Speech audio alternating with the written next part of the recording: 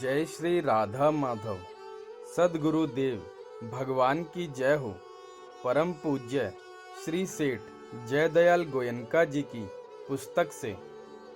आज सेठ जी कह रहे हैं, जो भजन ध्यान आदि साधन करके मुक्ति पाते हैं, वे परिश्रम करके पेट भरने वालों के समान हैं।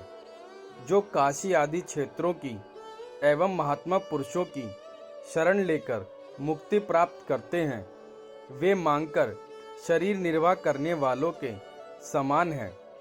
और जो भगवान के देने पर भी मुक्ति को ग्रहण ना करके सबका कल्याण होने के लिए भगवान के गुण, प्रेम, तत्व, रहस्य और प्रभाव युक्त भगवान के सिद्धांत का संसार में प्रचार करते हैं, वे सबको खिलाकर भोजन करने वालों के समान हैं। जिसका दूसरों के लिए हित के लिए अनायास ही सर्वस्व त्याग करने का स्वभाव है, जिसमें सबका कल्याण हो, ऐसी स्वाभाविक वृत्ति सदा से चली आ रही है और दूसरों की प्रसन्नता पर ही सदा प्रसन्न रहता है, ऐसे उदार स्वभाव वाले परम दयालु प्रेमी भक्त को भगवान अपना पूर्ण अधिकार दे सकते हैं। भक्तों की भगवान के साथ पूर्ण एकता हो जाती है। भगवान और भक्त कहने को ही दो होते हैं। नारद जी ने भी अपने भक्ति सूत्रों में ऐसे भक्तों को भगवान का स्वरूप ही बतलाया है। भगवान और उनके जन में कोई अंतर नहीं है। सारा संसार भगवान के एक अंश में स्थित है और भगवान भक्त के हृदय में स्थित हैं। इस युक्ति से भगवान के भक्त भगवान से बड़े हैं। जो काम भगवान नहीं करते उसको भी भक्त कर देते हैं। इस न्याय से भगवान से भी बढ़कर भगवान के भक्त हैं। भगवान तो भक्तों के प्रेम से बाध्य होकर अवतार लेते हैं। भगवान का प्रकट होना तो भक्तों के अधीन है।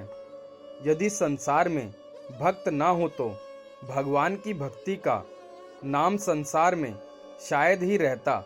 इसीलिए भगवान भक्तों के ऋणी होते हैं। भक्त ना होते तो भगवान की गुण गरिमा और महत्व प्रभुत्व का विस्तार जगत में कौन करता। भगवान के जो सच्चे प्रेमी भक्त होते हैं, वे अपनी मुक्ति की परवाह ना करके सबके कल्याण के लिए प्रसन्नता के साथ तत्पर हो जाते हैं और भगवान से वर भी मांगते हैं, तो यही कि सारे जीवों का कल्याण हो जाए। वे पुरुष धन्य हैं जो साक्षात पूर्ण ब्रह्म परमेश्वर मर्यादा पुरुषोत्तम श्री रामचंद्र जी महाराज के नाम, रूप, गुण, चरित्र, प्रभाव, तत्व और रहस्य को समझकर प्रेम और आनंद में तन्मय हुए संसार में उनका अनुकरण करते हुए विचरते हैं। वह पृथ्वी धन्य है जहाँ ऐसे पुरुष निवास करते हैं।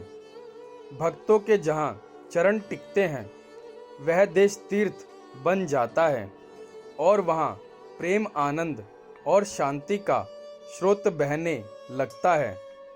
वह कुल धन्य है, जगत पूज्य और परम पवित्र है, जहाँ ऐसे भगवत परायण पुरुष रत्न उत्पन्न होते हैं। भगवत भक्त स्वयं तीर्थ रूप है। पवित्रता में तो भगवान के भक्त तीर्थों से भी बढ़कर हैं, क्योंकि सारे तीर्थों की उत्पत्ति उन्हीं के निमित्त से या प्रताप से हुई है। तीर्थ सारे संसार को पवित्र करने वाले हैं, परंतु भगवान के भक्त तो तीर्थों को भी पवित्र करने वाले हैं।